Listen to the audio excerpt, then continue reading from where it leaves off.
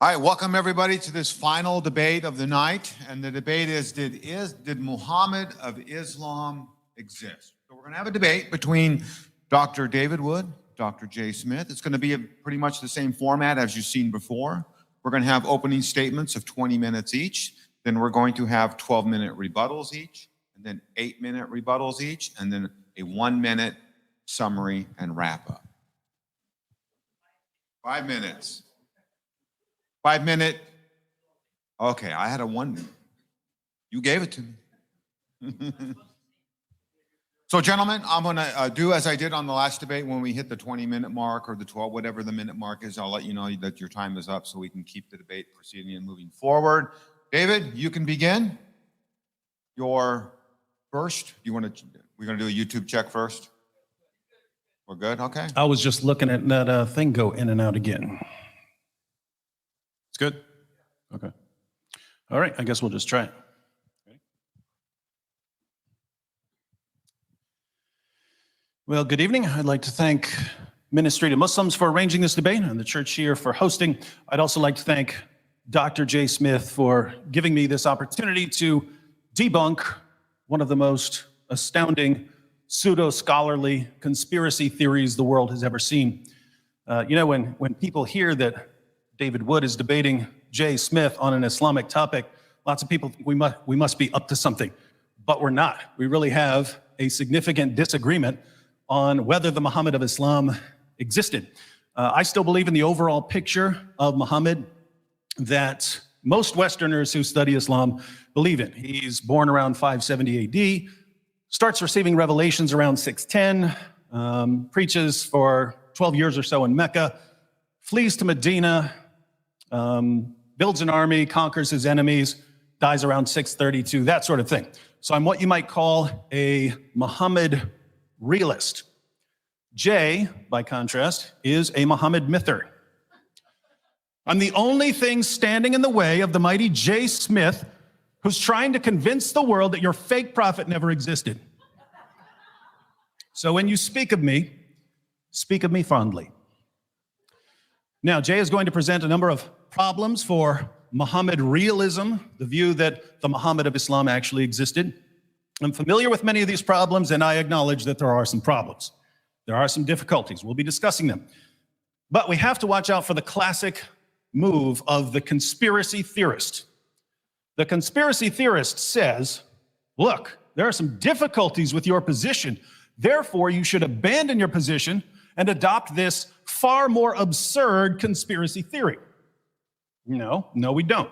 Just because there are problems or difficulties with a position doesn't necessarily mean you should abandon the position, especially if the alternatives seem far less likely. If you're a Christian, there have probably been times when you've wondered why the all-powerful, loving God you believe in allowed this or that to happen. Why did this child get cancer? Why did that church get hit by a tornado? But you're still a Christian.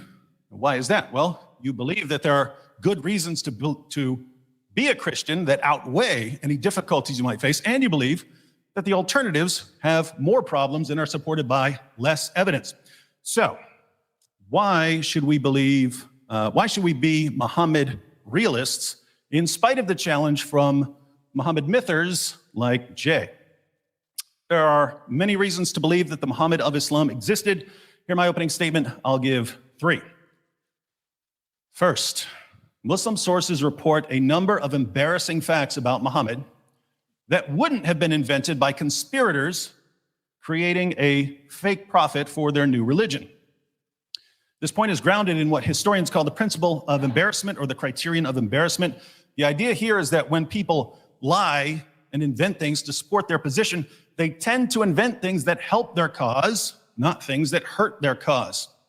When someone admits something that makes his position look bad or foolish, he's probably not making it up because he wouldn't invent something that's an embarrassment to his cause. So when we examine testimony, we can ask ourselves, is this the sort of thing someone would make up? If it's not the sort of thing someone would make up, we have at least some reason to believe that the testimony is accurate. Applying this principle to the Muslim sources, if people are going to fabricate stories about Muhammad because they're inventing a new religion, they're obviously going to fabricate stories that make Muhammad look good. They're not going to fabricate stories that make Muhammad look stupid or insane or evil or possessed.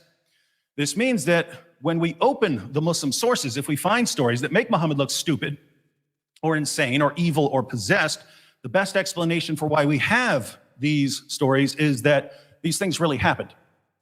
And if they really happened, then Muhammad obviously existed. But we have to be careful here, because what's embarrassing to Muslims today in the West wasn't necessarily embarrassing to Muslims nearly 14 centuries ago in Arabia. Muslims in our time are embarrassed by all kinds of things we read in the Quran and the Sirah Maghazi and the Hadith. According to Muslim sources, Muhammad had sex with his prepubescent 9-year-old child bride, Aisha. He had sex with his slave girls. He allowed his followers to rape their female captives and to have sex with prostitutes and to beat their wives into submission. Muhammad ordered Muslims to assassinate his critics and to execute apostates and to violently subjugate Jews and Christians. He supported his religion by robbing people. He had a man tortured for money. Muhammad bought, owned, sold, and traded black African slaves. All of this is embarrassing to Muslims in our time, which is why Muslim leaders usually cover up this information. But we have to remember that these facts weren't embarrassing to the Muslim community centuries ago in the Middle East. Muslims back then didn't have a problem with child marriage or beating wives into submission or raping female captives or anything else I just mentioned. So the principle of embarrassment wouldn't really apply here, because if these practices were acceptable to Muslims in the early centuries of Islam, there's no reason that someone couldn't have included them in fictional stories about a prophet he was inventing. But we find other stories in the Muslim sources that are quite different. We find stories that are pretty embarrassing to all people from all times. And we find stories that we know were embarrassing even in the early stages of Islam, because we find early Muslims trying to water down the stories or to explain them away or to erase them from history. Let me give you 10 examples of things that no one would invent about a prophet he's trying to convince people to believe in. 1, we know from Muslim sources that when Muhammad began receiving revelations, his first impression of his revelations was that they were demonic. When Muhammad fled the cave of Hira, he was convinced that the first 5 verses of Surat Al-Alaq had been put into his head by a poetry demon. What changed his mind? His wife and her cousin, who weren't there and had no idea what he encountered, had to persuade him that he wasn't possessed, he was a prophet of the great God Allah. Is this the sort of story that Middle Eastern rulers would invent to make their new religion more appealing somehow? I don't think it is. 2, we know that after Muhammad's experience in the cave, he became suicidal and tried to hurl himself off a cliff. Later, when he stopped receiving revelations, he again became suicidal and tried repeatedly to hurl himself off a cliff. Now, if you were manufacturing a prophet to unite a bunch of Middle Eastern tribes, do you think you'd portray him as someone who runs to a cliff to hurl himself off whenever something doesn't go his way? I certainly wouldn't. 3, according to our earliest Muslim sources, Muhammad delivered revelations from the devil. These are the infamous satanic verses when Muhammad delivered the original version of Surah 53 to his followers. It said that in addition to Allah, there are 3 goddesses that Muslims can pray to: Alat, Alusa, and Manat. Muhammad delivered these verses to his followers. He bowed down in honor of them, and his followers bowed down with him. But a little later, the Prophet of Islam came back and said that these verses, which he had delivered as part of the Quran, weren't really from God, they were from Satan. And he replaced them with the words that we find in the Quran today. Now, if you wanted to invent a prophet, would you portray him as a man who couldn't tell the difference between a revelation from God and a revelation from Satan? Of course not. 4, we know from multiple references in Sahih al-Bukhari and other sources that Muhammad was the victim of a magic spell that gave him delusional thoughts and false beliefs. According to the story, one of Muhammad's enemies stole his hairbrush and used it to cast a spell on him. The spell lasted somewhere between 6 months and 2 years. Now tell me, if you were inventing a prophet to suit your fancy, would you say that his enemies could temporarily overpower him with black magic? Not a chance. 5, Surah 4, verse 3 of the Quran says that Muslims can marry up to 4 women. But the Muslim sources tell us that Muhammad had a lot more than 4 wives. Tabari says that Muhammad consummated marriages with 13 women. We know from references in Bukhari that Muhammad had at least 9 wives at one time. So why did Muhammad get more? Well, he received another revelation, Surah 33:50, which gave him and him only special moral privileges, namely lots of extra wives.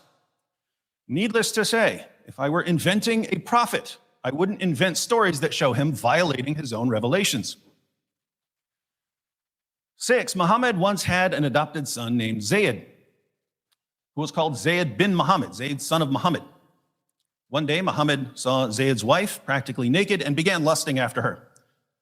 When Zayd found out that his adopted father and prophet was lusting after his wife, he divorced her so that his adopted father/prophet could have her. Then Muhammad married the divorced wife of his own adopted son after causing the divorce by lusting after her. Allah himself had a difficult time justifying this marriage, so we can only wonder why someone would invent the story. 7, according to Muslim sources, Muhammad had a pretty disturbing problem. He was frequently covered in semen. His child bride Aisha reports in numerous hadiths that she would try to scrape it off or wash it off before he headed to the mosque, but even after she thought she had gotten it all off, she would suddenly see more. For the life of me, I can't imagine anyone inventing a religion and then making up stories about the new prophet being covered in semen. 8, according to Muslim sources, Muhammad would suck on the tongues and lips of little boys and have the little boys suck on his tongue. He also guaranteed that if he sucked on a little boy's tongue or lips, that little boy's tongue or lips would never be tormented by hellfire. Now, if you were inventing a prophet to be the center of your new religion, how many stories about your prophet sucking on little boys' tongues and lips to protect them from hellfire would you include? Answer is 0, and yet Islam has a bunch. 9, Muhammad made prophecies that were already falsified by the time he was supposedly being invented by conspirators. In Sahih al-Bukhari, Muhammad prophesied that one of the signs of the end times would be that the buttocks of the women who worship the idol Dhul Khalasa would shake while walking around the shrine. But the idol and the shrine were soon destroyed by Muslims, so the prophecy can no longer be fulfilled. Muhammad once pointed to a boy and said that before the boy became an old man, the judgment would come. That boy has been dead a long time, so the prophecy failed. Now, if Muhammad was being invented long after his supposed death, why would the conspirators invent prophecies which had already been falsified and which therefore exposed their new prophet as a false prophet? 10, according to the Quran, Allah rescued Jesus from those who wanted to kill him. So obviously, if we're inventing a prophet for Islam, we're going to invent a similarly miraculous story for our new prophet, right? But how did Muhammad die in the Muslim sources? He was poisoned by a Jewish woman whose family had been slaughtered by Muslims. The poison ate away at Muhammad's internal organs, but it took him about 3 years to finally die in total agony. If Middle Eastern rulers were fabricating their new prophet, why would they make up a story about their prophet being outwitted by a Jewish woman and then dying like a sick dog?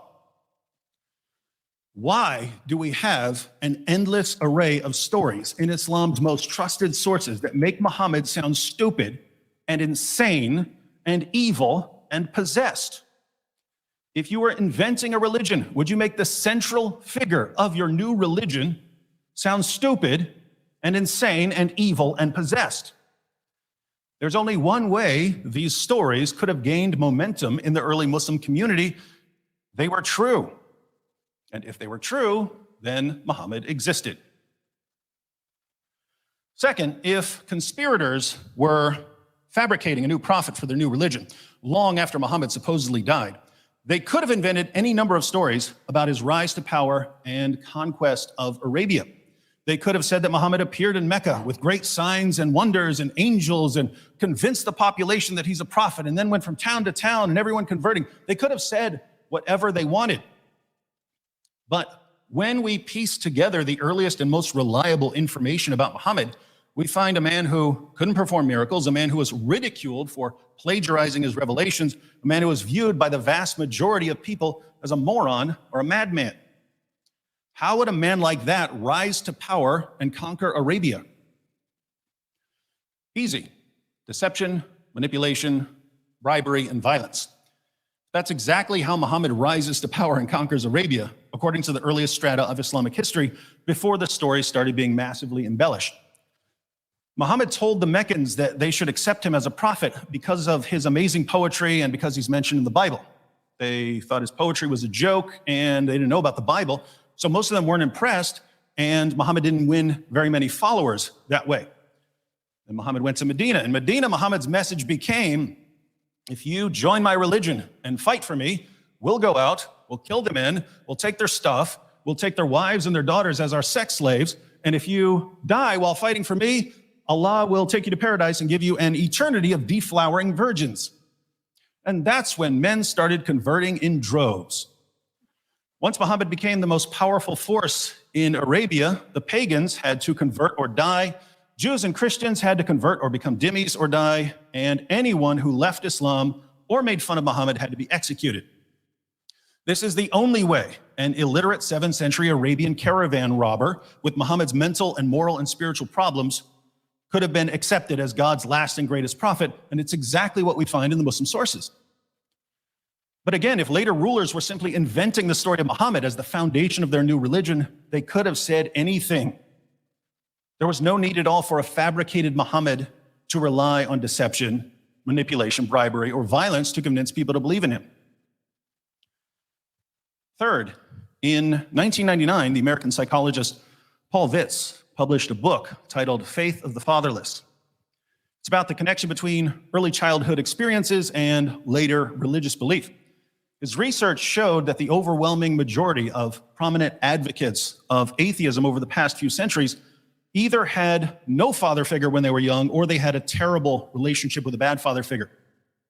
The overwhelming majority of prominent advocates of theism, by contrast, had a close relationship with a father figure they loved and respected when they were children. Near the end of the book, Dr. Vitz responds to a possible objection to his analysis. Since there have always been bad fathers or missing fathers, why is popular atheism such a recent development? He replies by suggesting that in the past, when atheism wasn't a live option for people, the psychology of the defective father would have been expressed differently. This brings us back to Muhammad, whose father died before he was born. Then he was sent to live with some Bedouins in the desert. They became convinced that he was demon-possessed, sent him back to live with his mother when he was 4. Then his mother died when he was 6. He was sent to live with his grandfather, and his grandfather died by the time he was 8. So Muhammad lost every relationship with a mother figure or father figure that he had by the time he was 8. Why is this important? Well, according to a lot of research, someone with this level of childhood loss and trauma will express this loss and trauma as an adult in 3 main ways. 1, he'll have a tendency to rebel against authority and tradition. 2, he'll have trouble forming stable, healthy relationships with other people. And 3, he'll have a problem with father figures, and especially with viewing God as a heavenly father. If you've studied the life of Muhammad, you know that Muhammad exhibited all of these features in extreme fashion. Muhammad is the extreme example of someone who exhibits these features. Muhammad doesn't just rebel against authority and tradition, he turns against his own people, against his own tribe, and against his own city, violently subjugates them, smashes their idols in front of them. Muhammad doesn't just have trouble forming stable, healthy relationships. All of his relationships were massively twisted. Muhammad's first marriage was to a woman named Khadijah, who was 15 years older than him, the same age his mother would have been if she hadn't died. Muhammad would run to her when he was scared, even though he was a grown man. He had his best friend hand over his prepubescent daughter for marriage. He took the wife of his own adopted son. He married a woman after torturing and killing her husband. These were not normal relationships. And finally, Muhammad doesn't just have a problem with father figures, he abolishes adoption in Islam. There's no more adoption in Islam. Muhammad abolished it and unadopted his adopted son. And no one in history had a bigger problem with viewing God as a heavenly father than Muhammad. The Quran says that the highest relationship anyone can have with Allah is a slave to master relationship, and that the heavens and earth are on the verge of being torn apart whenever someone says that Allah is a father. This leads to an obvious question. How much did Jay's merry band of conspirators know about psychology? If you guessed absolutely nothing, you're absolutely correct. Yet, we want to accept Jay's conspiracy theory, we have to believe that they were the greatest masters of psychology ever, because they wrote a fictional account of Muhammad's childhood that lines up perfectly with his psychological profile as an adult. More problems to come.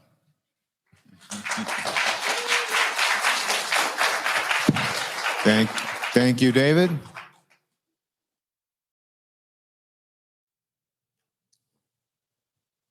All right, Jay, as soon as you're ready, you'll have your 20-minute response, 20-minute opening statement.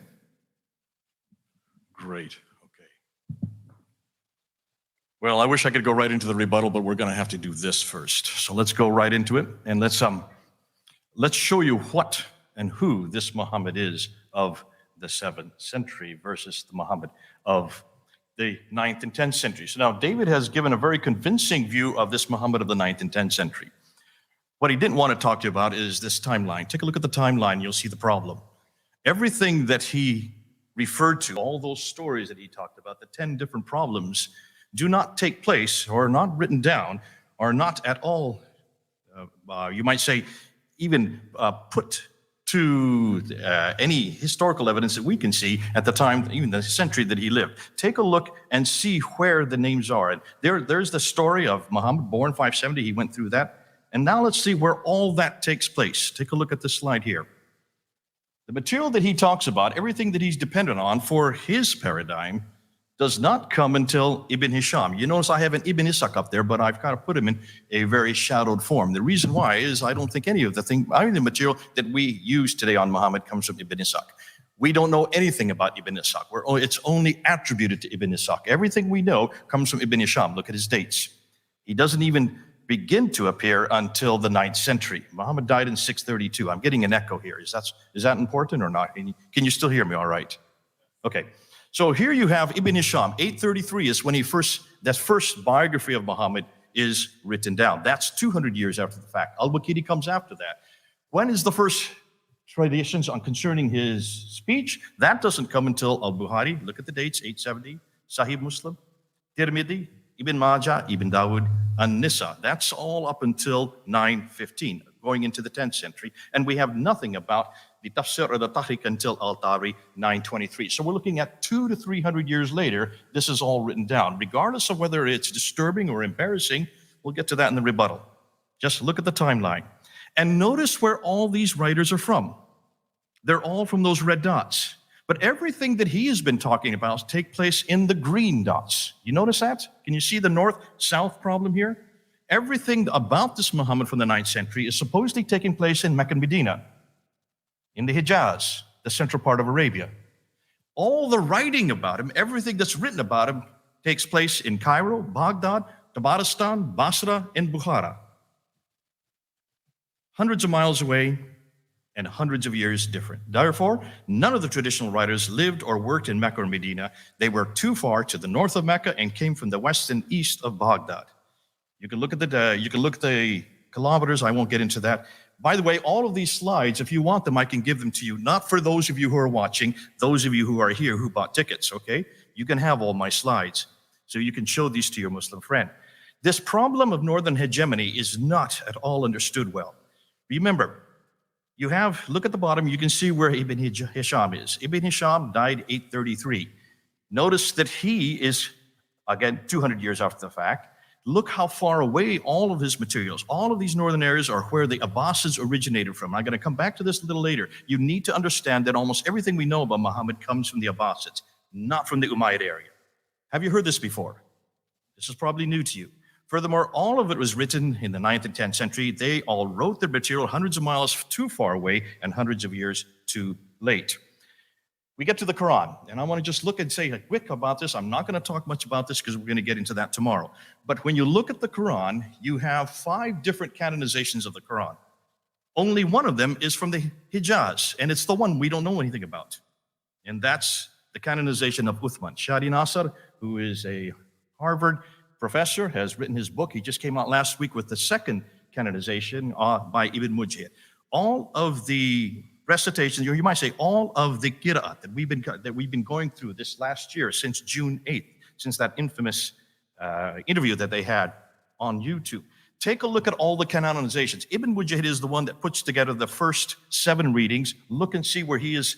Look and see his dates. 936, that's 10th century. Al-Shatibi is the one that puts together the next 14 students. These are the riwayat. Those all are introduced in 1194. That's the 12th century.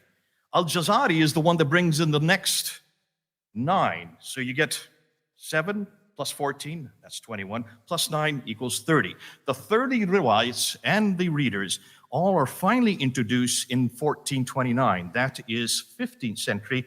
And take a look and see how many years that is after Muhammad. That's 800 years after Muhammad, we get the 30 Qurans. And finally, they have to put it back to one in 1924, the 1924 Quran. But I want you to look at this map here.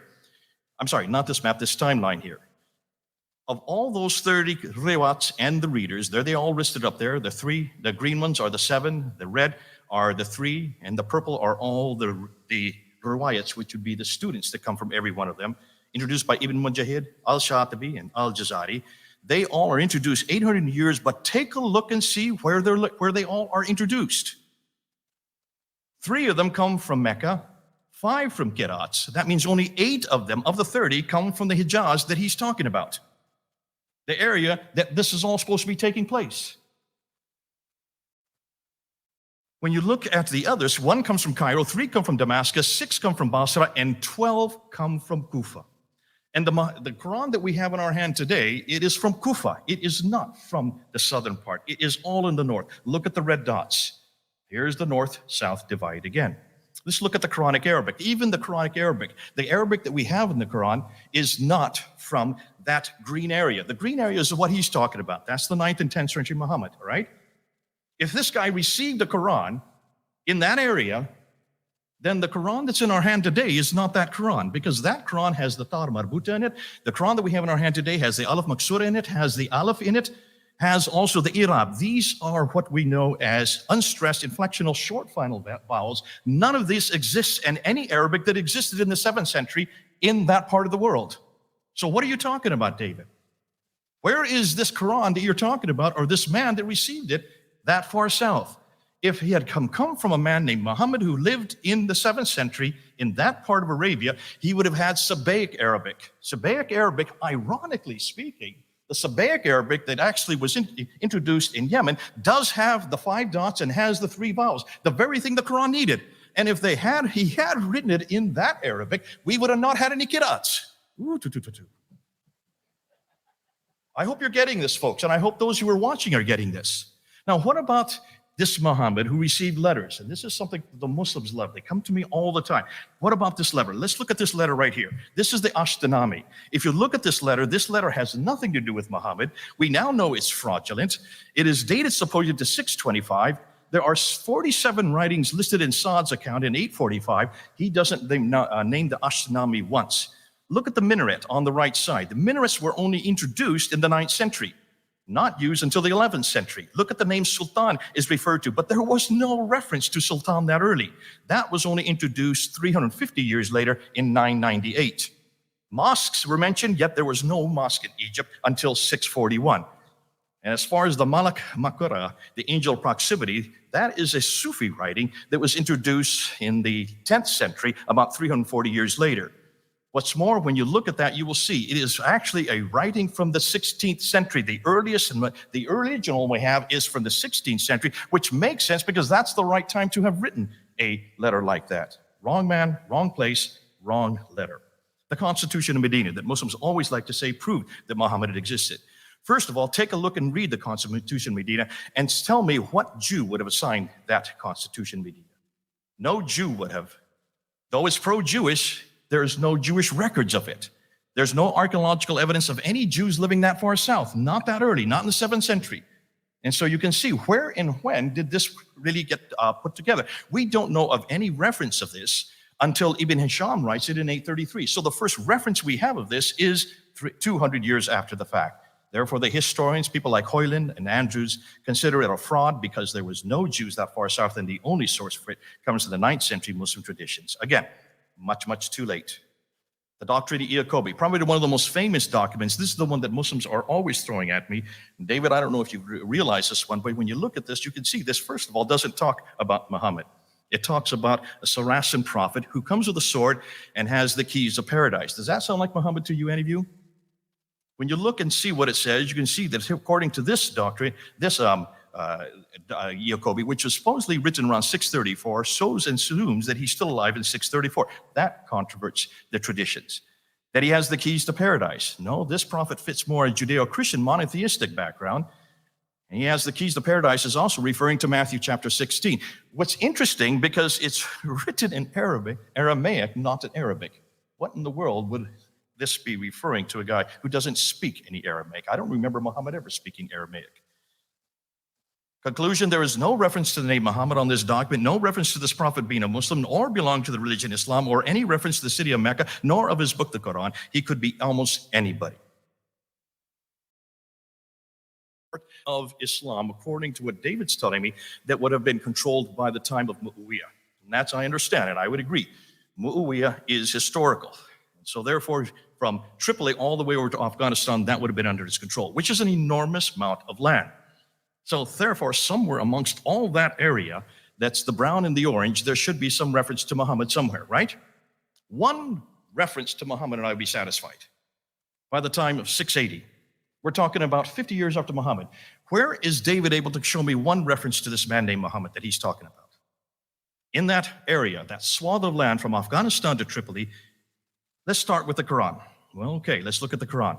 4 references to Muhammad in the Quran. In chapter 3, verse 144, in chapter 33, verse 40, in chapter 47, verse 2, in chapter 48, verse 29. Take a look and see what the Muhammad is. The Muhammad there, really, the name Muhammad means the Blessed One. If you look and you understand that, Murad, who is a scholar in both Arabic, he's on our team, he's the one that's working for us from the Middle East. He has been saying, he's watching right now, he has been saying, look at the Arabic there. It's from Nabatean Aramaic. Did I not say that earlier, that this is Nabatean Aramaic Arabic? And when you look at that, it just talks about the Blessed One is no more than a messenger. In every case, when you look at those 4 references, this could be Abdul Malik himself, referring to himself, not to a man named Muhammad. Let's take a look at the Dome of the Rock, because that was also constructed by Abdul Malik. Look at the inscriptions, the only original part of the buildings. There is reference, I don't have time to go into, but almost every time when you look at the Shahada there, you can see that this is referring to a messianic figure, and it's more likely than not, it is confronting the Byzantine Christianity that is there in Jerusalem. That's why it's built there. That's why it's built looking up and down onto this, the Church of the Sepulchre. It's a one-upmanship by Abdul Malik, who's way up in Damascus. I don't have time to unpack that, but what I really want to go to are probably the most substantial authority that we're looking at today, and that is the coins. Let's look at the coins, because the coins that are coming out, and this is all stuff that has come out this year, in 2020. Look at that swath of land and look and see what they now controlled. Anytime you have a new emperor, if you are a new caliph like Abu Bakr, Umar, or Uthman or Ali, the first thing any caliph or any king or any leader does is to mint coins. And they put their image on the coins, and they put their name on the coins, and they explain who they are, and they always say what the religion is, and they always say where the mint is. Look at the coins. This is evidence from the 7th century. Now look and see where they're minted. They're minted in 2 areas, one in Syria, the other in Iran. None of them are in the Hijaz. Too far north again. Am I getting kind of boring, saying the same thing over again? Everything we see happening in the 7th century comes from the north, not from the south. Not from Mecca, not from Medina. When you look at the coins, you can follow a sequence on the coins. This would take me an hour to go through all the sequence. What we do know, start on the left. Those are Arab coins. It's not that they weren't minting coins. They were minting coins. Look what's on the coins. These leaders, these Arab leaders, had crosses in their hands. They had crosses above their heads. Why would you be wearing a cross if you're a Muslim? No reference to Muhammad in any of these. No reference to Abu Bakr, Umar, Uthman or Ali. When you get to Muawiyah, finally Muawiyah in 661, he would be the first caliph from the Umayyad Caliphate. Take a look at his coins in the West. The coins in the West are gold solidus and they're copper coins. He himself has a cross on his head, and he's holding a cross in his hand. He's a Muslim? No reference to any people called Muslims, no reference to any religion called Islam, no reference to any man named Muhammad, no reference to any book called the Quran, and no reference to any city called Mecca. It is just blank on all these coins. Now, the coins are great because they are from the 7th century. They do not disintegrate. They do not deteriorate. We can look at them today, and we have not been looking at them until this year. Boy, I could go a whole time on coins, because if you want to see what is the first Muslim coin, you've got to start with 692. That golden coin you see there, that's Abdul Malik. He is the first one to introduce Muhammad. He is the first one to introduce Shahada. And then he puts his own image on the coin in 693 because Justinian II goes to war with him because he dares to do something that's different than the Byzantines want, proving that the influence is coming from Christianity in the West. But look what's on the backside of all the coins coming out of Iran.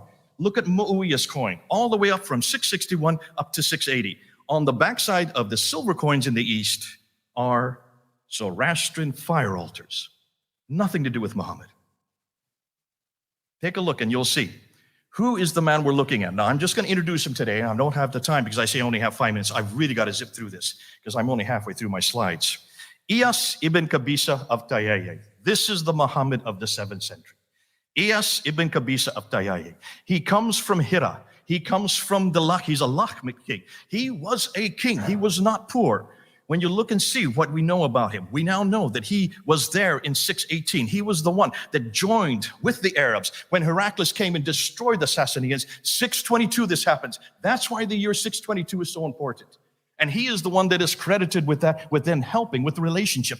I don't have time to go and tell you about Iyas. That's for another time. But we're now looking at him. We're finding that this is the Muhammad of the 7th century. He's nothing like the Muhammad of the 9th century. A completely different man. He is a Christian to begin with. He was a Christian Muhammad. His name is Iyas ibn Qabisa. His nickname was Muhammad, and that was his name de guerre. Now, hold on to that. I don't have time to go into this. We'll come back to him. I've already said we can't find anything about the rightly guided caliphs. But now let's look at the rock inscriptions. The rock inscriptions are almost as good as the coins. We have found 30,000 rock inscriptions. And here's what's interesting. When you look at the rock inscriptions, you will see that none of them, before we get onto that, take a look and see where the rock inscriptions are. They're all up there in the north. They should be down in the bottom part where the Sabaic script is. All of these rock inscriptions from the 7th century up until 690 are all using Nabatean Aramaic, which is from Petra. Petra. Have I said that one before? And when you look and unpack those rock inscriptions, Ilka Lindstad, oh, you've got to give me more minutes than that. Ilka Lindstad, 100-dated rock inscription. Everything we see before 690, none of it referring to anything that we need to be looking. There's nothing there about Muhammad on any of these rock inscriptions. They're still there for us today. And then we get to the inscription of 741, the Apocalypse of Pseudo-Methodius Continuato Byzantia Arabica. That's a mouthful. Remember when Patricia Correa looked at this and said, this is the first reference we have for Mecca. We don't have any other reference for Mecca. What she didn't read is the rest of the inscription, because the rest of the inscription explains who and where this place was. And it places it way up in southern Turkey. The first Mecca is way up in southern Turkey.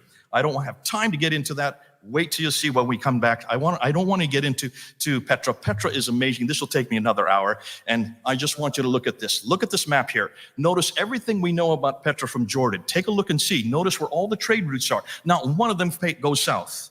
They're all going east and west and north. Why is it that nothing is going south if that's where Muhammad was, if that's where Islam began, if that's where civilization began for the Muslims?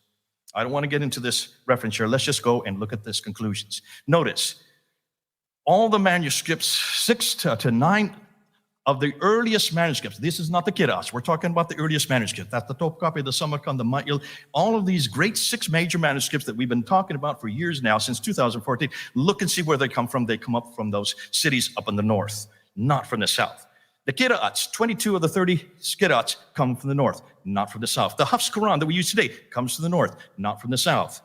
The Quranic Arabic that we look at today comes from the north, not from the south. The Qiblas until 727, all the Qiblas up until 727, we don't have any Qiblas from Mecca or from the south at all. They are all from the north. Look at all the Muhammad himself. Ilyas ibn Qabisa, he comes from the north, not from the south. The Iraq inscriptions, all of them come from the north, not from the south. The year 622 comes from the north, not from the south. The first Mecca comes from the north. I see that. You don't have to keep it up there.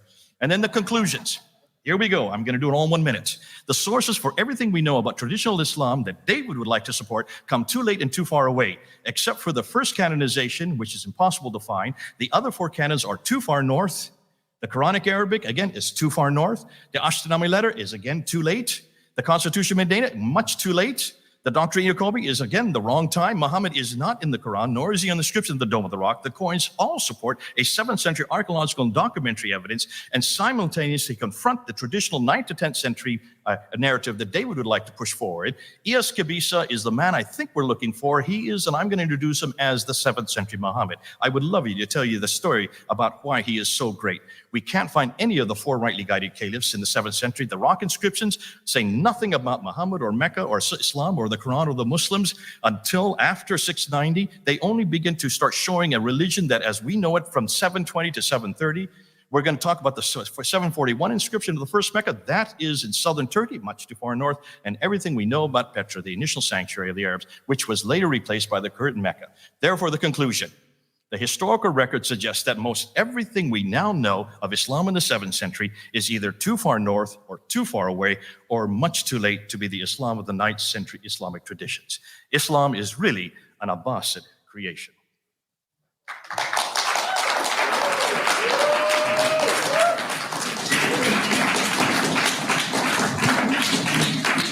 Thank you, Dr. Smith. We are now going to go. That concludes our opening statements. We're going to go to our first phase of rebuttal, which are each participant is going to have 12 minutes.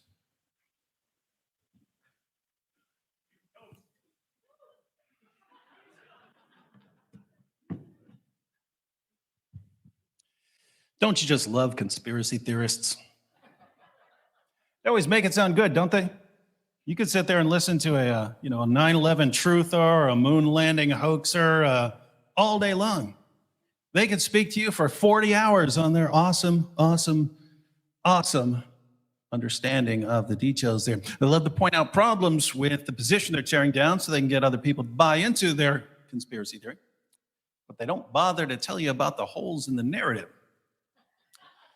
Now, Jay offered a number of problems for Muhammad realism. And I find that part of the problem here is that we just have wildly different expectations for what to expect from the evidence that we're examining in the early history of Islam. So he says we don't have any early sources. Where are all the sources? Where are all the first century of Islam sources that talk about all of this stuff? Well, I think Jay already alluded to the solution there. He mentioned that there was a writing of Ibn Ishaq, but we don't even have that, right? So our earliest biography is more than a century after the time of Muhammad. We don't have that. We have a later recension, a watered down version from Ibn Hisham. Why does Ibn Hisham say that he did some editing and deleting? He said there was too much embarrassing material from that first century, right? I mean, not from the Ibn Ishaq version. Well, what's Ibn Ishaq doing, supposedly? Ibn Ishaq is supposedly going to earlier authorities and giving the information they presented about Muhammad. Well, if this information is embarrassing already by the time you get to Ibn Hisham, what do you think they're going to be doing with any early evidence that they might have? Keep in mind, this is a group that is famous for burning books that they don't agree with, right? We know that already, right? Hey, these Qurans don't agree with each other, burn them all. What do you think they're going to do once they start finding out that there's all this embarrassing information about Muhammad? But there's another problem that we actually know of historically. By the time you get to the rise of the hadith scholars, so people like Bukhari and Muslim, these guys very rapidly convinced the Muslim community that they were the only reliable way, they had the only reliable way of doing history, the Islamic way. And so before that, you had the Sirah Maghazi guys, right? They're writing biographical stories about Muhammad. They're writing stories of Muhammad's war campaigns. The hadith guys come along and they say, you can't do it that way, you have to do it our way.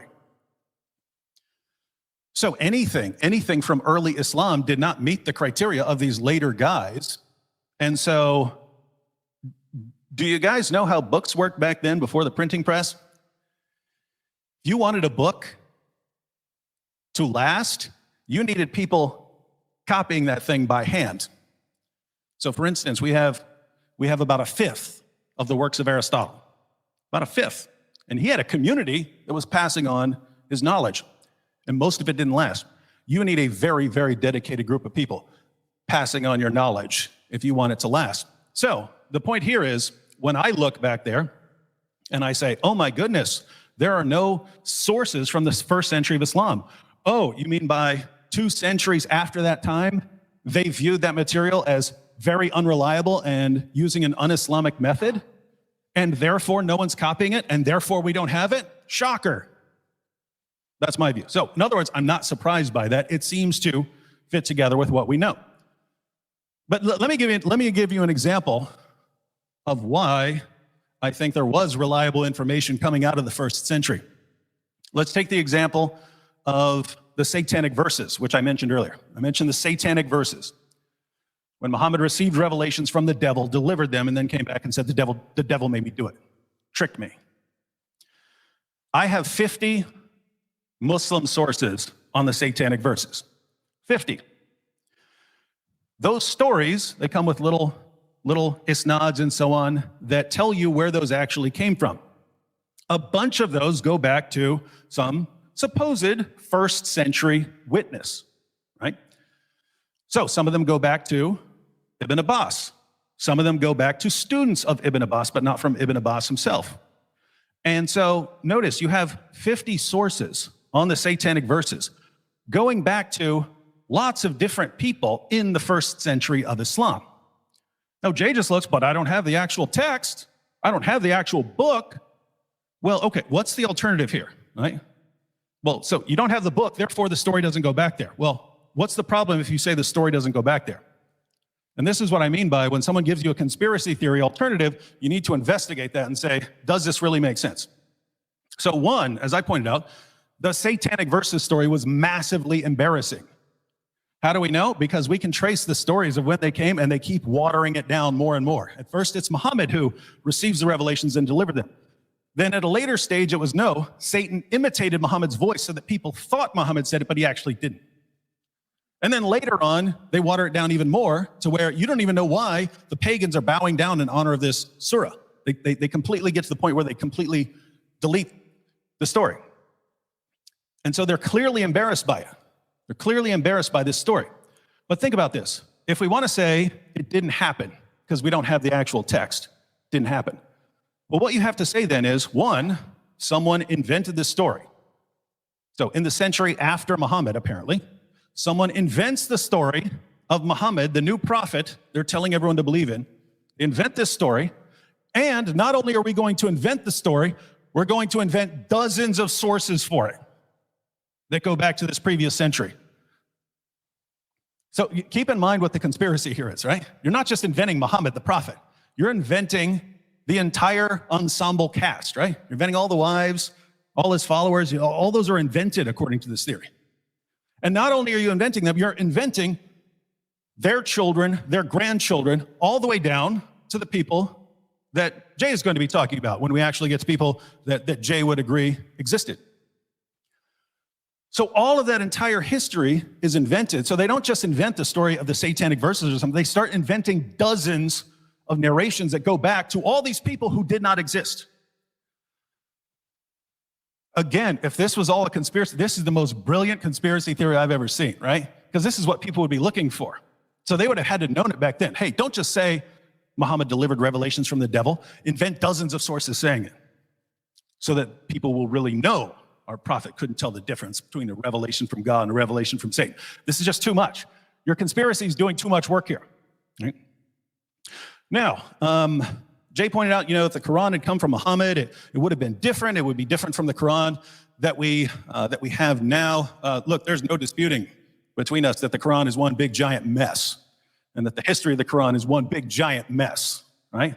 But that's consistent with Muhammad actually receiving revelations, delivering them to his followers, and then a big mess happening afterwards, which would be my picture. So I don't think that really supports either case.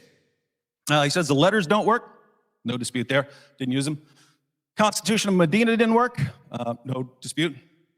Didn't use it. Doctrine Jacobi doesn't work. No problem. Not disputing that. He says that Muawiyah existed. But where are the references to Muhammad? Here again, we come to an issue where I think we're expecting massively different details to come out from this first century of Islam. If you read the Muslim sources, if Islam had been like 1% more violent, the community would have wiped itself out. They started slaughtering each other almost immediately. Aisha, the mother of the faithful, marched an army against Ali, the commander of the faithful. People who were companions of Muhammad at the Battle of Badr and Uhud and so on were slaughtering each other over a disagreement. And that just kept happening and happening and happening. If you look at what happens until you start getting political power massively consolidated, these guys are spending all their time slaughtering each other and then going out and slaughtering other people. They're not building monuments. They're not doing that. Eventually, they get to a place of stability, and that's when you start getting the monuments. So again, I don't know what you'd expect to be looking for. I don't know what you think these people in a desert slaughtering each other are going to be producing as far as inscriptions and so on.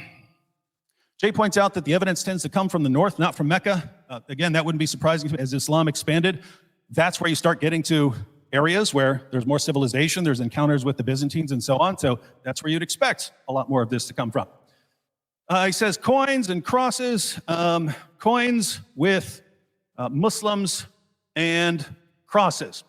That wouldn't fit well together with Islam today. But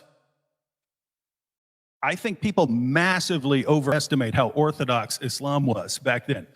If you look, you have all of these different groups all vying for power, and they're all killing each other, and they're all expanding into various areas of, there's just doesn't seem to be enough time to sit down and develop really orthodox theology. And that's why all these different groups, all these different sects of Islam spring up and start slaughtering each other. So it wouldn't surprise me that people who are encountering the Byzantines and see Byzantine crosses and don't really have much of an understanding of why that would be such a problem in Islam wouldn't have a problem with that sort of thing. Now keep in mind, I said in my opening statement, there are problems, right? You can look at that and say, I don't know, I still don't get it. Why would they have a cross? You can say, well, they're trying to interact with other people, and so they don't have a problem with the cross. You can say that, and you can say, well, maybe that's a stretch. Well, I agree. There are tons of things where you have to look at and go, I don't know, doesn't seem like it makes a whole lot of sense there. It's the alternative that I have a problem with, right? If you say, hey, I don't get why that guy would have a cross, and you move from there to, aha, it was a Christian original, and he later became Muhammad, and there's a massive conspiracy, then I got a problem, right? Because the solution to the problem seems massively more absurd than anything you're trying to explain. Jay says that that Petra was the original Mecca. Here again, what's the evidence for this? You have some, now notice here, because this is a good example. So, some mosques, old mosques, face Petra, apparently, not Mecca. Now, Jay is familiar with the work of Dr. David King, who has been for decades the world's leading authority on Qiblas. And he argued before anyone ever heard of Dan Gibson that the early mosques were facing unexpected directions. But he came up with explanations for that sort of thing, right? He said that they were focused on astronomical alignments and so on, rather than just what we think of pointing your mosque in the direction of Mecca. So he points that out. Now, Jay will obviously say he's been refuted. Dan Gibson is right. The world's leading authority on these Qiblas doesn't know what he's talking about. But here's the point. You've got a scholar who says one thing. You've got Dan Gibson who goes out and he says something else. If you want to say, hey, there's a problem here, fine. Say there's a problem, and then go through possible solutions. Maybe the early Muslim community pointed those there for some reason, and we don't know why. Once you start saying, no, that was the original Mecca, and that was the original this, and that was the original that, and everything is a conspiracy here, you've gone vastly beyond any problems in what you're trying to explain. So, again, because this always happens, right? Oh, You know, look at the moon landing. That flag doesn't look like it would in space. Well, therefore, NASA hoax, right? No, you got to take these problems, take a close look, and we're going to do that a little bit more as this debate goes on. Thank you.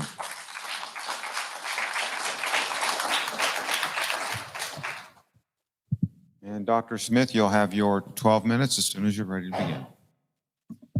Well, David, I'm a little disappointed. You went back to principle of embarrassment. You did the same thing you did 8 years ago. In fact, I already had every one of your points on my paper. This is from the debate you had with Robert Spencer in 2012. You haven't changed in 8 years.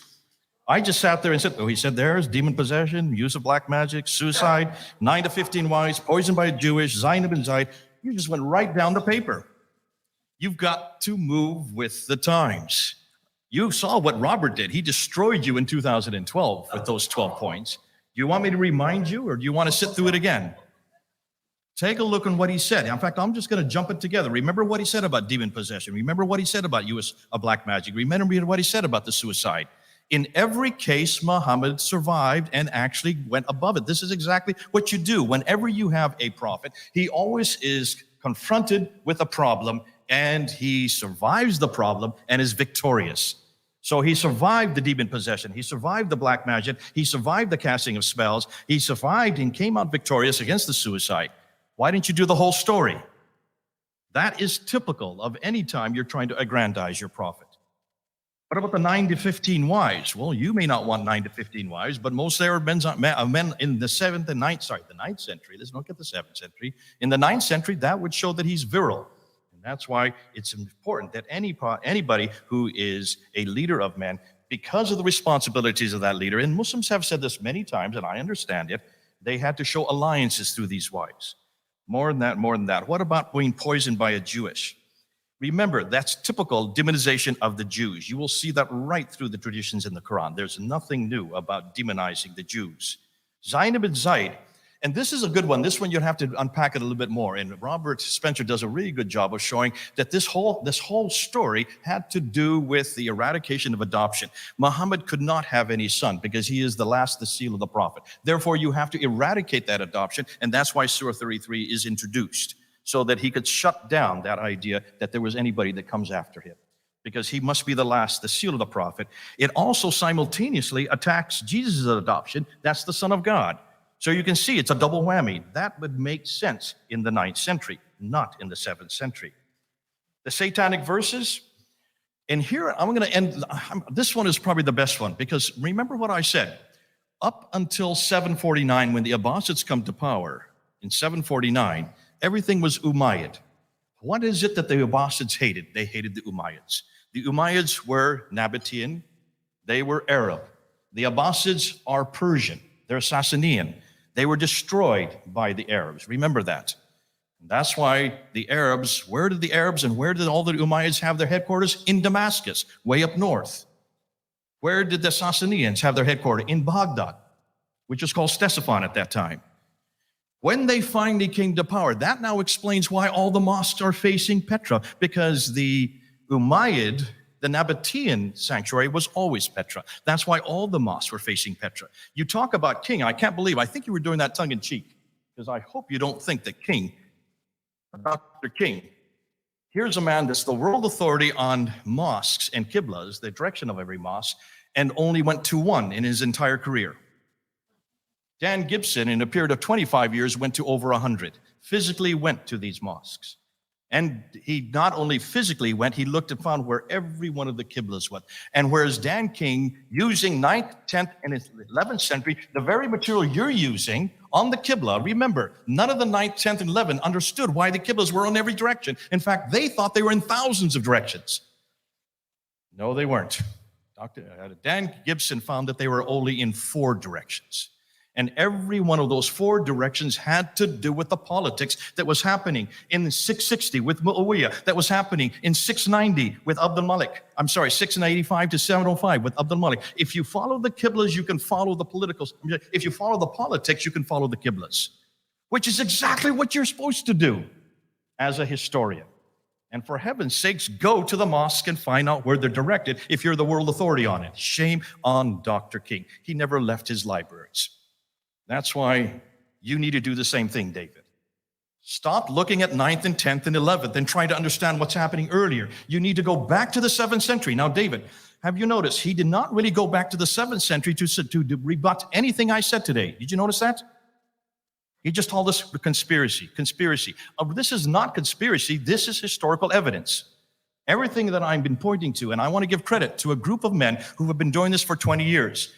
Mel from Sneakers Corner, Murad from the Middle East, Joe, I can't tell you where he's from. He doesn't want me to tell you where he's from. These three guys are amazing, and I hope you're all listening because you need to look at what they're doing. Go to Sneakers Corner and see what they're coming up with. They are way ahead of everybody else because they refuse to trust anymore the 9th and 10th century. I refuse to trust the 9th and 10th century. It's too far and too far north. Too late, too far north. If you want to find out what happened in the 7th century, why not go back to the 7th century? And look at the art of material that we're getting there. Look at the coins. Look at the inscriptions. David, you didn't deal with the inscriptions. You talked about the coins and you kind of snuffed it off as to say, well, they're not that important. No, they're very important. Remember, back when anybody came to power, what's the first thing you do? They didn't have radio. They didn't have television. They didn't have internet. How did they announce themselves? They used coins. Everybody used coins because that was in the hands of everybody. And the first thing you did as any leader, a new leader, is you put your name on the coin. Those coins exist. They were putting their names on it. These are not a conspiracy theory. We're talking about hard evidence. Look at the names on those coins. Look in what they do. What next thing they do, they also put a denomination of what they're worth, and then they put always a religious icon to show what religion they belong to. That's why all the coins in the West, the gold solidus were all Christians. All the ones in the East were all Zoroastrian. Nothing Muslim about them. What do you do then? Then you also write, you chisel away on all these rocks, thousands, tens of thousands of these rock inscriptions. David, you didn't deal with that. I want you to start dating with the 7th century. Stop all this conspiracy theory. Stop talking about things you talked about 8 years ago and come back into what you're going to refer to today. Because if you're going to talk about principle of embarrassment, then I'm going to throw back at you, why is it that if you're going to use that category, why don't you use it on Christianity? If you want to find out about Jesus Christ, let's use his criteria. We must use that which comes 200 to 300 years later that is embarrassing about Jesus Christ. Why don't you start with the infancy gospel of Thomas? Look at the infancy gospel of Thomas, written in the 2nd century. There is a Jesus that you would love to follow. This is a Jesus who he presents as a naughty, irascible child, vindictive child, who uses his miraculous powers to take revenge on teachers, neighbors, and other children, some of whom he blinds, others he cripples, and he even kills. Is that the Jesus you want to take? Because that's the Jesus of the traditions, the Gnostic traditions that come 200 years later. Now, why were they not chosen by Irenaeus and the early church fathers? First of all, because they're too late. And secondly, that is not the historical Jesus we have from the 1st century. So, David, if you're going to use the idea of taking that which is later and more embarrassing for your criteria, then I want you to start using the infancy gospel of Thomas to now define your Jesus. Thank God that's not my Jesus. And I would say to the Muslims who are listening, everything you're dependent upon is based on nothing more than happenstance. Talk about imposition of this conspiracy theory. I want you also to look back and look and see why is it you want to go to Ibn Ishaq? The reason why I said that Ibn Ishaq, I put him in a shaded form, is because look and see who Ibn Ishaq is. He is the first one of the Abbasids who's still a carryover from the Umayyads who writes the first biography in 765. The Umayyads have come to power in 749. So roughly 16 years later, he writes the first biography. That biography is riddled with Umayyad material.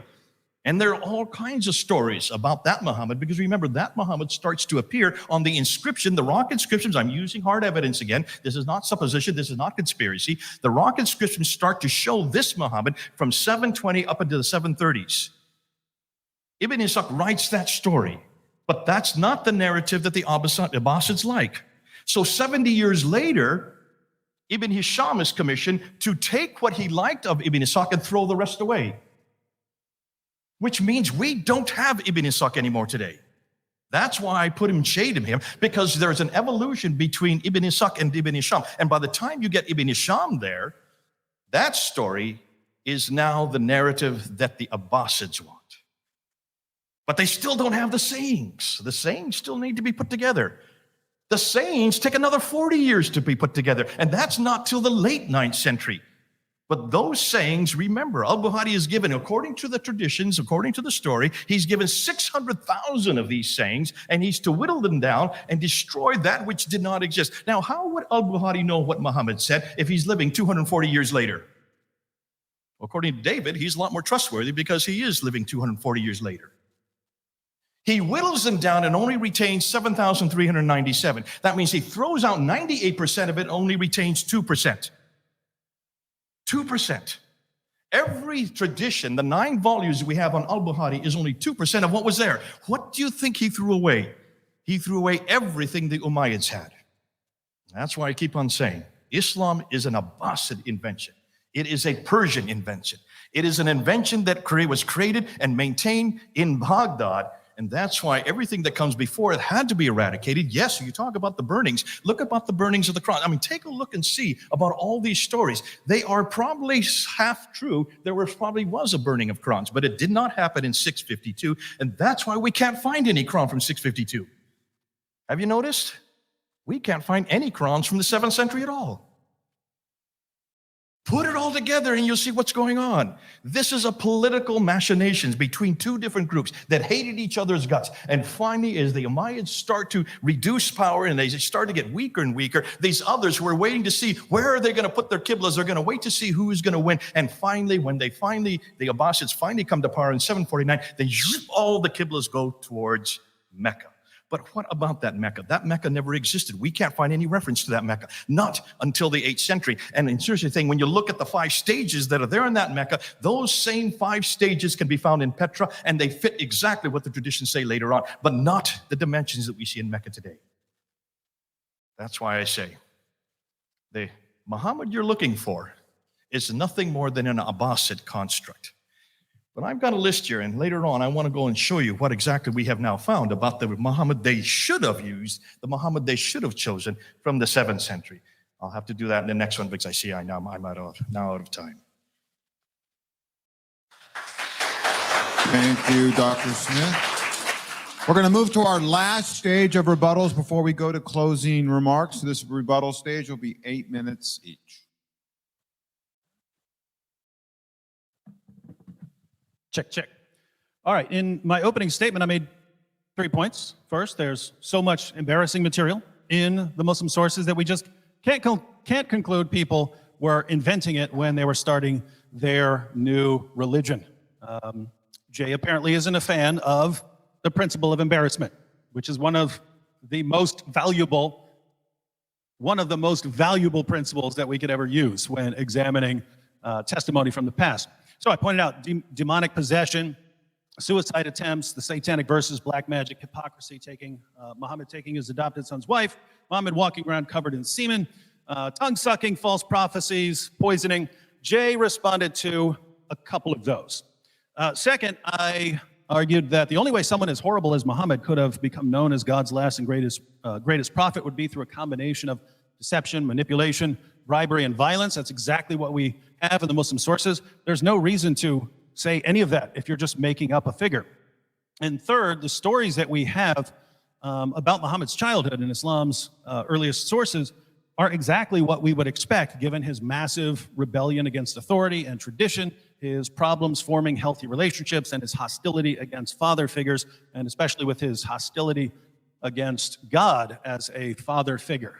In other words, someone got the childhood right to produce that sort of expression of this childhood trauma. And this isn't coming from David Wood. You can go check out Paul Vitz's book. So Jay's responses to some of this. Muhammad survived demonic possession and suicide and satanic verses and black magic and so on. So he made it through this. So there's no problem here. Yet, yes, there is. Your guy could be taken out with black magic. Your guy thought he was demon-possessed. You have a suicidal guy. And Jay says, well, but it's okay because he made it through that. Are you serious? So someone said, you know what? I want to show that the prophet is really resilient. So I'm going to make a story about him repeatedly trying to kill himself whenever something goes wrong. And I'm going to make a story about a guy getting hair from his hairbrush and giving him all sorts of delusional sexual thoughts and so on. That's what the story actually says. So that's why they invented this story. Seriously, are you kidding me? We want to show that the prophet is resilient, and we invent these stories about him being controlled by black magic and so on. Very, very strange stuff. Jay says, well, 9 to 15 wives would just show that Muhammad is virile. I agree. That wasn't the problem. We're not talking about how many women Muhammad could have sex with. We're talking about Muhammad violating his own revelations, right? You get the command to do 4. If you want Muhammad to have 9 to 15 or whatever, just make that the rule, right? You don't need to show Muhammad constantly coming up with revelations that allow him to violate his previous revelations so that his wife Aisha said, your Lord hastens to satisfy your desires, which would also be very embarrassing in the Muslim sources. It's Aisha making fun of Muhammad for always getting anything he wants. Why invent that as a commentary on Muhammad always getting everything he wants? Doesn't sound like something someone would invent. As far as being poisoned by a Jewish woman,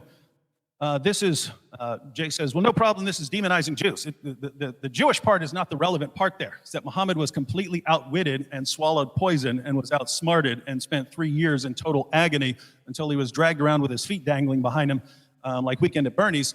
And Aisha said, and of everything Aisha had seen in her life, she said she never saw anyone go through more than Muhammad did. And then he died, again, like a dog, like a sick dog. You're inventing your religion. And according to Jay, it's supposed to be this rival to Christianity. Why is Jesus in the Quran superior to Muhammad in any way if they're putting this forward as the religion that's meant to respond to the Byzantines? Why not have your guy do something more miraculous than be born of a virgin and perform all the miracles that Muhammad performed, and then a more miraculous ending? You can write anything you want. You're making it up as you go along. Oh yes, you're Jesus, he rose from the dead. Or even according to Islam, he was rescued by Allah. Muhammad died like a dog. But it's to demonize the Jews. If you're just going to say something, you can say that about anything, right? Say about any story like that. You can just say, even true things. You can always say, well, it was because of this. It just doesn't fit. Come on. Doesn't fit. These are not, if you're making up a religion to unite the Arab tribes, this is not the sort of stuff you'd be putting in there. You're basically giving ammunition to everyone that you are trying to persuade. You're giving them ammunition against you. Jay says that the story of Zayd and Zainab was meant to shut down adoption so that Muhammad wouldn't have a descendant. Well, why'd you write him as having an adopted son then? We need to do away with Muhammad having an adopted son. You just made it up. Why would you need to do away with it? Do you see the problem? According to Jay, the reason they're doing these things is to cover up this other thing that they made up. It's the same thing with the story of like the satanic verses and so on. They keep trying to change and water down the story in order to deal with the embarrassment of the original problem. But you guys invented that. That's the problem, right? Why would you do that? Now, we had a lot of other issues in there.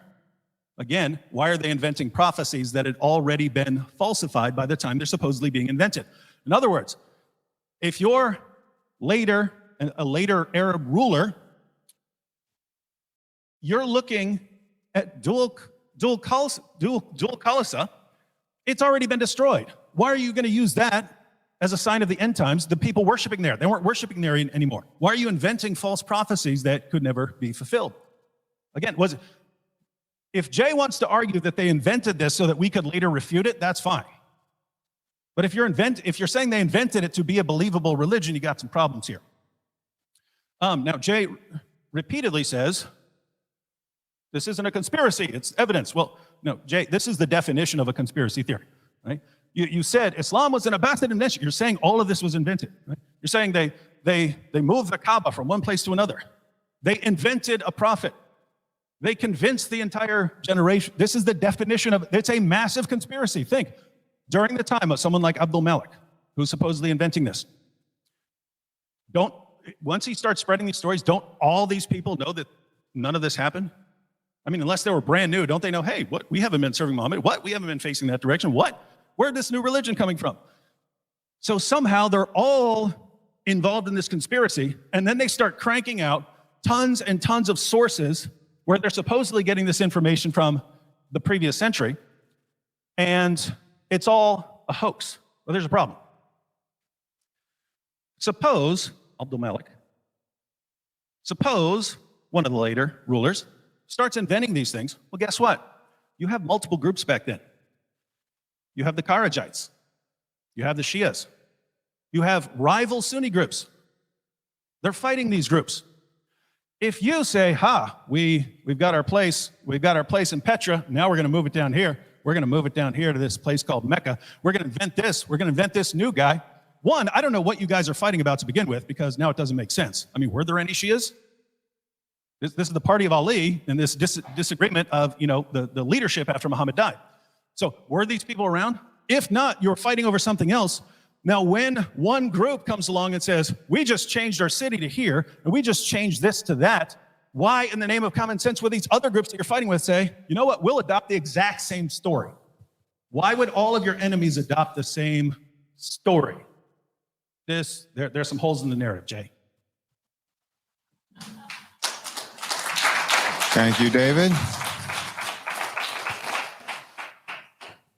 Your 8-minute rebuttal as soon as you're ready, Dr. Smith. Okay. How many times did he say invented? 24 times.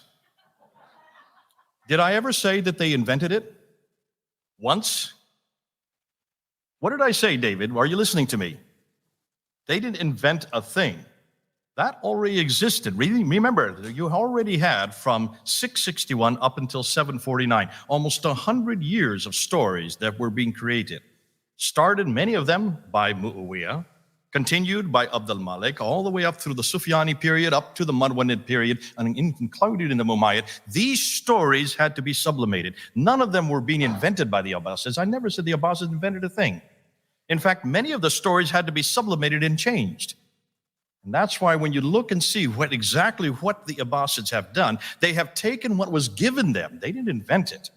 And they had to quickly change the narratives, so that it could fit their narrative. That's why no one's inventing a thing. Please get it right. You're wasting your time because you haven't yet answered my question. What about the 7th century? You haven't said a thing about the 7th century tonight. Have you noticed? He spent his entire time talking about the embarrassing principle, the principle of embarrassment. That's embarrassing, folks. If that's all you've got is the principle of embarrassment, because you don't like it, David, because you're looking with your Christian eyes, and I understand. And you've made a whole industry of it. You've been your whole ministry. Because as a Christian, he is embarrassing. Of course, Muhammad's embarrassing. Those traditions are absolutely embarrassing. But you're talking as a 21st century Christian. No, you're not. Actually, you're talking as a biblical Christian. When you compare the Muhammad of the 9th century, who is very Arab, yes, he is very much from his environment, and you compare him with Jesus Christ, there's no comparison. He is full of embarrassment. I can understand why you want to hold on to him. I can understand why you want to continue with him. Because your whole ministry has been based on basically destroying that Muhammad. Please continue to do that. Don't stop, David. Sam, don't stop. We need that Muhammad destroyed. Because that is the Muhammad of almost 2 billion Muslims today. That's the only Muhammad they know. That's the Muhammad I want nothing to do with. He is embarrassing. Understandably, David, he is embarrassing. But I'm a historian. And I have to understand the historical record. And the historical record is showing me that there is no Muhammad at all. There was a man named Iyas ibn Qabisa. And I just want to show you what we now know between... Oh, I got the wrong paper. Look and see what we now know about Ibn Qabisa compared to your Muhammad. We know that Iyas ibn... I don't like you sitting there. I wish you'd just go out. It's no fun being told how much time I have. I'm used to waffling on without any care for time, but let's go ahead. Iyas ibn Qabisa on this side, he was of noble birth. Muhammad, he was humble to begin with. Ibn Qabisa, let's just call him Iyas. Iyas was a king with power given to him. Muhammad was poor and had to gain power over others. Iyas never used violence to attain his position. Muhammad, once in power, always used violence to retain it. Iyas was possibly a Christian who loved the biblical Jesus, whereas Muhammad of this 9th century was likely a pagan who hated the biblical Jesus. Iyas was used by others to bring about peace. Muhammad was used to do it, but he was supposed to do it, but turned to violence instead. Iyas is historical with evidence to prove it. We know where he was born, in Hira. We knew where he grew up, there in Kufa. We knew that he, after 622, once he had helped to get the Arabs to create their identity, he then was deposed and he moved over to Petra in the west. Muhammad, no history at all. You have not shown me one historical evidence for Muhammad in the 7th century. David, I'm waiting for that. In your final, I hope in your final summation, you will give me one piece of evidence prior to 690 that refers to him by name. The man who was a Muslim, living in Mecca, who received a Quran. Help me here. Iyas, however, is a model for everyone today and every day. Your Muhammad is not a model for anyone, anywhere, at any time. There's nothing embarrassing at all about Iyas. Enormous many things that are embarrassing of Muhammad. And that's why you and Sam have spent a whole career confronting him. Please continue to do so. Iyas was a competent guide and instructor. Muhammad was illiterate and used violence to get obedience. Iyas had a death penalty, but only for those who broke the law, whereas Muhammad, he had a death penalty for those who mocked him. Iyas spoke about love. Muhammad preached hate. Iyas finally conquered Israel. Muhammad never came close to Israel. Iyas married a Jewish woman, and had alliance with the Jews. Muhammad married a Jewish and then killed her former husband. Iyas focused on Israel, whereas Muhammad had nothing to do with Israel. Iyas preached about the coming Messiah, whereas Muhammad preached about himself as the last prophet. Iyas said that he had the keys of paradise, Christian motif. Muhammad, he never even mentioned it, didn't even know anything about it. Now, for Muslims listening, isn't it interesting, the Muhammad of the 7th century, possibly understood by those in the 7th century, was lost by the 8th century. The Muhammad that was created out of all the stories coming out of the 7th and 8th century, that was finally became the Muhammad of Islam, that Muhammad is absolutely embarrassing. And on that, both David and I are agreed. But that is not the Muhammad of the 7th century. I want nothing to do with that Muhammad, because not only is he embarrassing, I want the Muhammad who they've lost. What happened to Iyas ibn Qabisa? And why did they give him up? And what was it about that Iyas that the Abbasids never retained?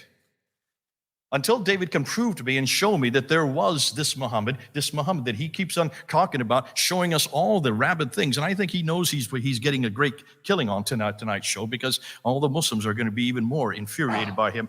Though he say he's arguing for them. No, folks, Muslims, he's not arguing for you. Because that Muhammad, you want nothing to do with.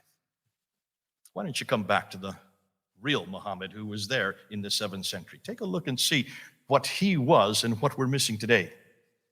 Because that Muhammad, fascinating enough, was a Christian. He loved Jesus Christ. He wanted an awful lot to do with Jesus Christ, but somehow everything that he stood for got erased. And it got erased because of not only the Abbasid need, their narrative, that narrative had to destroy him because he was not one of them. So I give you the Muhammad of the 7th century, and I'll leave you with the Muhammad of the 9th century.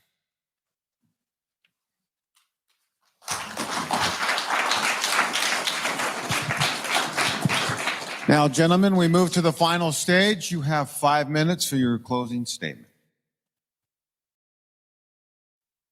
All right, well, we have two theories before us. First, the Muhammad of Islam existed. I argued that I can't imagine anyone inventing the stories about this guy that Muslims have attributed to their prophet. If you were inventing stories and saying, hey, I want the world to believe in this is the prophet that's going to unite us. Again, the demonic possession and suicide attempts and so on, they made him the most obvious false prophet in all of history. They made him the most obvious false prophet in history. They literally made stories about which showed him to be a false prophet by the time they're writing these things down. Can't imagine that. And I pointed out that history, the history we have of Muhammad according to Muslim sources, that lines up with that is the only way a guy like that could have risen to power. And the childhood, again, someone with those childhood experiences who loses every close relationship for the first 8 years of his life, we know what that produces, and it's exactly what we find in the life of Muhammad. So there's too much coincidence here if this is just pieced together from a bunch of strange sources. I do rely on the principle of embarrassment. I did want to respond to one thing Jay said. Jay said, why don't we use the principle of embarrassment with Jesus? Look at the Gnostic source. They have all this weird stuff. Yeah, I already mentioned that in my opening. Said that was not weird to the Gnostics. I said, there's stuff that's embarrassing to Muslims today that wasn't embarrassing to Muslims back then. If it was embarrassing to people back then, yeah, I agree. You can't use it. But we have all of these things that we know were embarrassing because they immediately start trying to cover them up and water them down. You can look at a bunch of different sources for the same event, and you can look where these stories supposedly originate on the timeline when they're being reported, and you see a study process of watering them down. But one, what's the purpose of inventing them? And two, how can you actually form a timeline that goes all the way back into the 7th century of when these things are supposed to be being revealed, and it all fits together perfectly? He says, give a reference before 690. Again, we have some very different methods. I'm looking at that community and what I would expect from them. All they do is slaughter each other and slaughter other people. And the only text they would have written would have been laughed at by the later Hadith scholars who said their method was garbage. So I don't know what you're expecting. It reminds me, it's like Eusebius said that Constantine commissioned the writing of 50 copies of the Bible.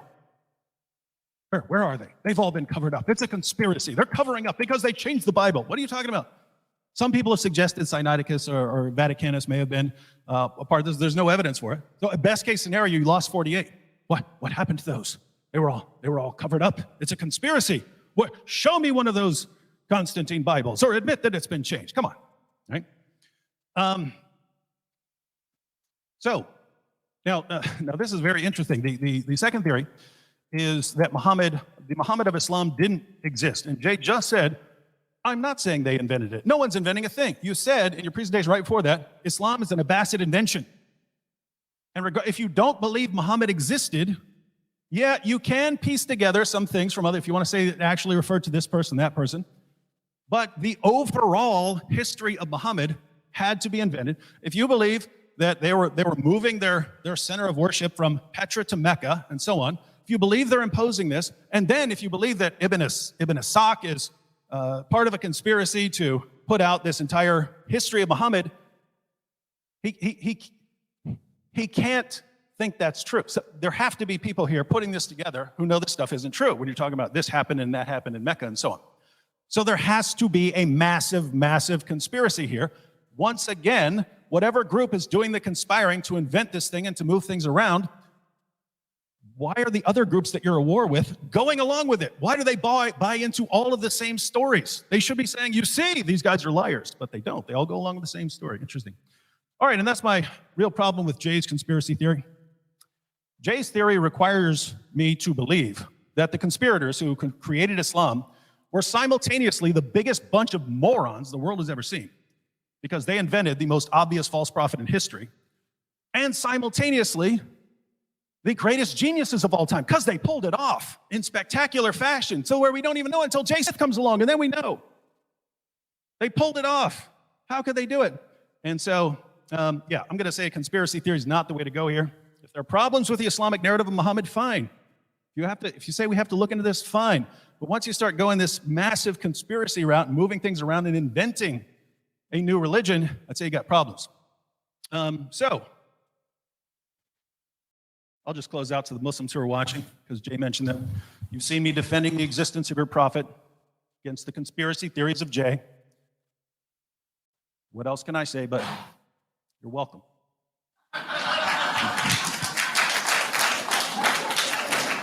Thank you. And our last closing statement of the night. As soon as you're ready, Dr. Smith, you can begin your 5-minute statement. I thought it was fascinating. Did you notice he said, you want to talk about the biblical Jesus, and you want to talk about the embarrassing stories of Jesus. They were not embarrassing to the Gnostics. Did you pick that up? Exactly. They were not embarrassing to the Gnostics who came later. Just as these embarrassing stories that he goes on and on about were not embarrassing to the Abbasids. Tit for tat. What I'm going to do to end off, I'm going to do a little poem. I've written a poem. I did this for Hatun. Hatun knows what I'm talking about. She asked me to come on a few weeks on her site. And she asked me, could you put this into a nutshell, what you're talking about? So I put it into a kind of a verse. You can do this to supercalifragilistic. I'm not going to sing it because you don't want to hear me sing. So here we go. Do it to supercalifragilistic. We all know well Muhammad's name. He's been around a while. He lived in Mecca, so we're told. His prophethood's on file. Yet no one saw him face to face, nor heard him speak a word. And all we know is centuries old, and that's downright absurd. Hisham, who wrote his story down, lived 2 centuries too late. Bukhari, who wrote what he said, lived at a later date. There was just nothing written down. They borrowed from hearsay and lived in towns way far too north, hundreds of miles away. So it seems it's all made up by Abbasids, we're told, who sought to purge all previous views and introduce their mold, not invent, purge. They needed an identity different from those before. They had no book, they had no man, they needed something more. Muhammad was the name they chose, and Mecca was his town. The Quran was his special book, each word and letter sound. Yet that which they say came from God was written down by men who lived in Iraq, far too north, not even from his ken. The final version they call Hafs was not one of the best. He lied and cheated all the time, more worse than all the rest. The Arabic which he contained was from Hijaz, it was thought. Its grammar, letters just weren't right, especially without dots. So where did it originate? Where could it have come from? Or where could it have come forth? Southern Levant is where it hails, again, too far, too north. The mosque became their focal point. The Qiblas were confused. When Gibson found they pointed north, he was indeed bemused. Yet what about Muhammad's name?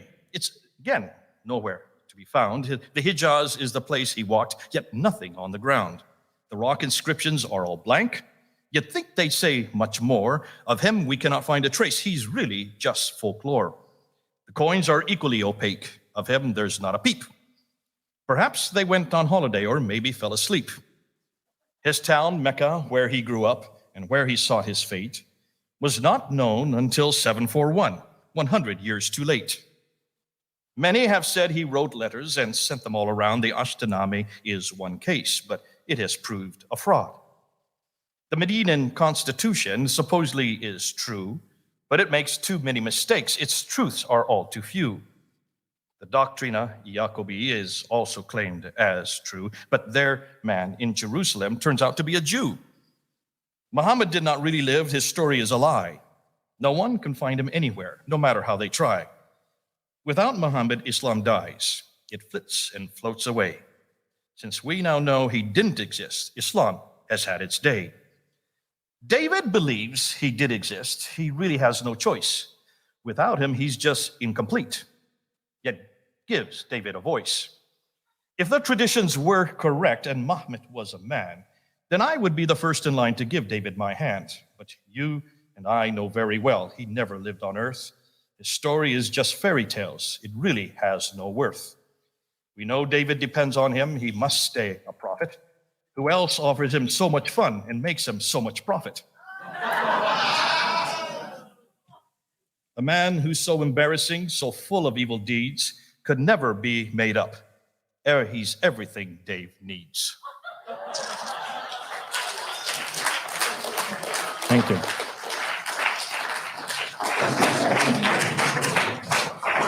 Well, thank you, panel members. This concludes our debate.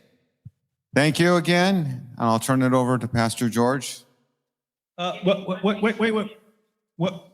Yeah, one thing. What did he go over? We need you to take 1 more minute. I think you need it. No. A comment about this nice we got a rapper back here. Wanted to see if Veda wants to rap Jay's poem. I'll give you a beat, son. I don't know if you can rap it. We do not know if this is going to work. Go to that and go to there. Okay. So you want me to rap this poem? You want me to give you a beat?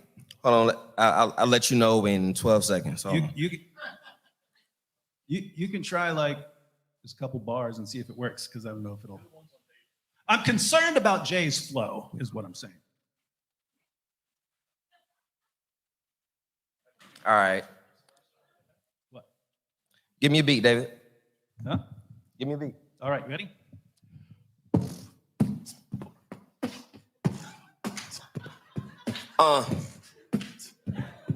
Not embarrassing, y'all. We all know well Muhammad's name. He's been around a while. He lived in Mecca, so we're told his prophecies on file. Yet no one saw him face to face, nor heard him speak a word. And all I know is that is centuries old, and that is downright absurd. Here's how you wrote his story down. Lived 2 centuries too late. Bukhari wrote it down. Said that he lived a later day. There was just nothing written down. They borrowed hearsay. And now here's living town 100 miles away. And so it seems it's all made up.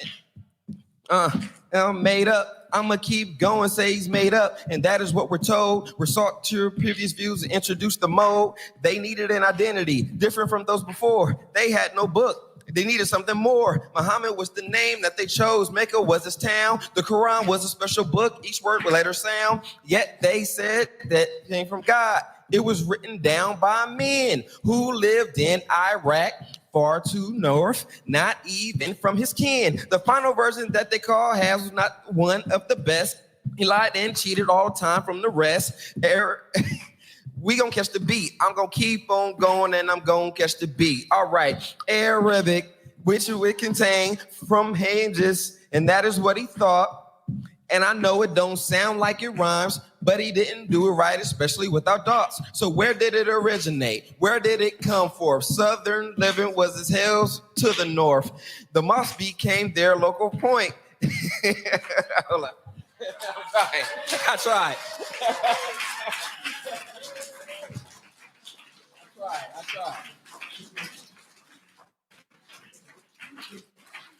That's awesome. Thank you so much. Thank you, Dr. David. Thank you, Dr. Jay. It's awesome. You guys get to choose which position you want to take, but we all agree, both of them agrees that we want to see Muslims coming to know Jesus as the Lord and Savior.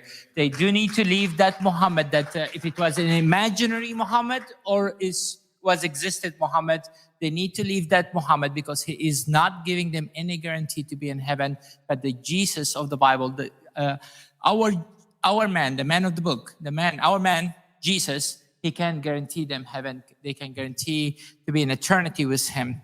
Our desire here to see Muslims to follow Jesus, and that's what we need to be praying for. Amen. Let's give them another hand. Thank you so much, guys. Thank you, thank you, thank you, thank you. No hugs, guys? Okay. Okay. Tomorrow we're going to be here at 2:30, but in the morning, if you go to the ministrytomuslims.com, tomorrow morning, each one of these men here, and also Anthony Rogers speaking in different churches. Calvary Chapel Norco, Jay Smith, myself will be there at Calvary Chapel Norco if you would like to come. I believe they have 2 services or only one? 2 services, 8:30 and 10:30. Yeah. In ministrytomuslims.com, go to our Strong Tower. You're going to see the schedule there.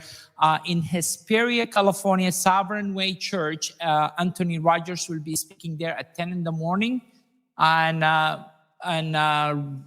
there's a church locally in, I believe in Brea. Is Danny here? Where David Wood will be speaking. But each one of them, you can watch them online live. If you want to, you are not able to go to that church, you can just choose one of them and watch service. If you are out of state, if you are locally here, I encourage you to go to your home church. Also, some of us are going to be coming here for church service. If you would like to come here, that's an option as well. But 2:30 exactly, we're going to start the schedule tomorrow. Don't miss it. We have former Muslims from Somalia going to be sharing their stories. It's going to be really awesome panel discussions and great topics. How many of you enjoyed today, guys? It's awesome. Thank you so much. Thank you so much. Thank you so much. Let's stand up and close in prayer. And remember, tomorrow is a Sunday. They're going to have this place for church service. If you can help us to make sure no cups, no trash, anything, let's pick up stuff and make it reasonable for tomorrow for church. If you can help us, please. Thank you. Heavenly Father, we just thank you so much. Lord, we thank you, Lord. We thank you, Lord, for today. Lord, I do want to pray for Shabir Ali, Lord Jesus. I pray for the salvation of this man, Lord. I pray that you may reveal yourself to him, Lord Jesus. We do, Lord, love that guy, Lord Jesus. We want to see him coming to know, and we know, Lord, that you love him so much as well. Lord, I pray that you may reveal yourself to him, Lord Jesus, in dreams and vision, leading him out of Islam, bringing him to know you as a Lord.